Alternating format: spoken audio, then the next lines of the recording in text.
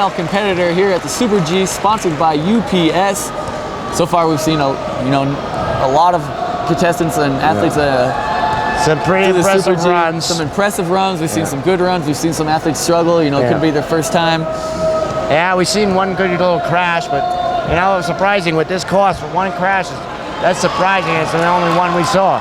Yeah, and you know what's good about that crash that we saw is he got right back up and he finished the race. So, that first event, they just pull that little cart up. You gotta jump up into it, then you gotta jump off it like a curb. So it's kind of a tricky little obstacle. That's a new one they came up with a few years ago, but it's kind of unique. I like that one. Yeah, you gotta pull your way through, and it doesn't look like it takes that much out of you, but just pulling that rope pull does get you a little bit. Right now in first place in the Super G event sponsored by UPS is Jeremy Wagner. He's got a time to beat of 4:58. Pretty good time there by Jeremy Wagner. Remember when we saw him go through, he didn't really have any problems. Oh yeah, he smoked some of the obstacles. They looked and went over them like they weren't even there. Second place right now is Chuck Allen. Chuck Allen has got a time to beat of 6:27. Larry Foster rounds out the top three with 6:46. So Sean Haggard has a good chance to get in the medal round if he can beat the 6:46 time, or even better, get into the silver or gold. And you know, every obstacle has its problems, and every athlete has its advantages. He's struggling. First guy we seen with the soap and water getting to him, he did a little slide and he almost slid right off that obstacle.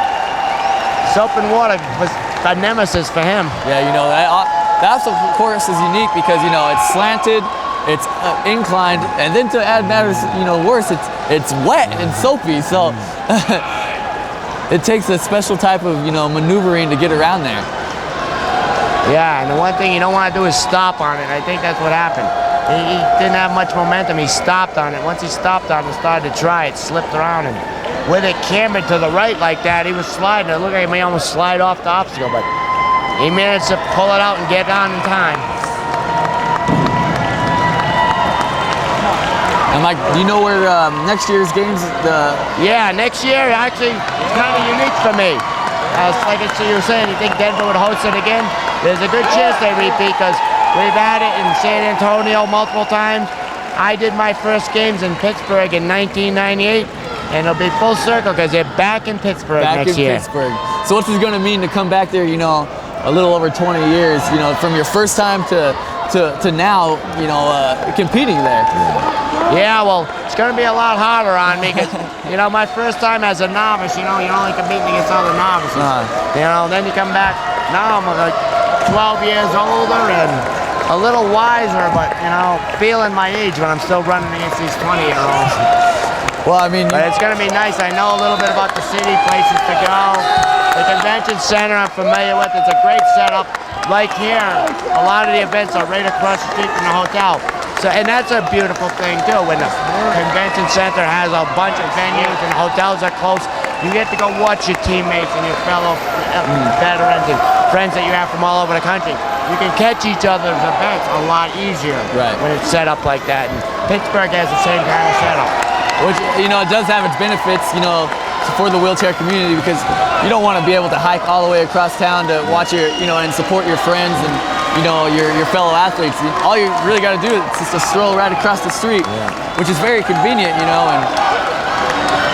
as we're watching Sean Haggard make his way through. Digging through the sand pit. He's making it through. Fans cheering him on. 3 rumble strips in a row.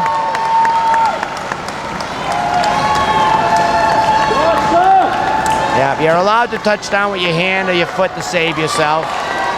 Which, is good because you don't want your spotters to save you. You'd rather save yourself. If you can reach down with your hand and catch yourself and they don't touch you, that saves you 5 seconds. It's really, it takes a pretty good skill to be the spotters because, you don't want to help the athletes. You want them to do it all. And the spotters aren't going to help unless they absolutely have to. Yeah. And that's one of the things they do as you're getting ready to go in the start gate is the spotters will say, okay, give me a wheelie, show me, they find your balance point and they look at where you can go and reach over, touch your toes. And so they make you do some stuff before you get in the course to be a little familiar with what you can do, so to educate themselves. So like you said, they don't want to affect your performance by touching you unnecessarily. And they're all really, really good about that, you know? There's another great thing with the UPS volunteers. Yeah, the UPS volunteers doing a great job here. As you can see, all around, they're spotting, they're helping. The officials here doing a great job helping out the athletes. Now, what's it like at the end of the, at the end of all the events? Tonight will be a recap of all the events. What's it like?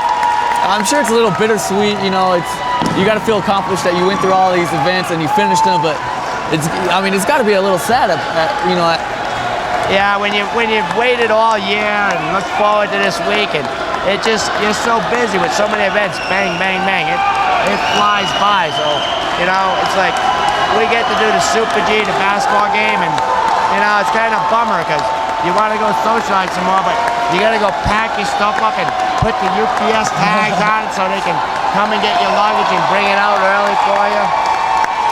So, yeah, but then, you leave on a high note because at the closing ceremonies, they have, he's going to issue his flag fell down after he pulled it up.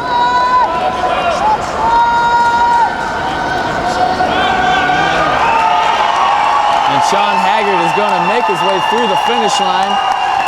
Here, capping off the Super G event sponsored by UPS.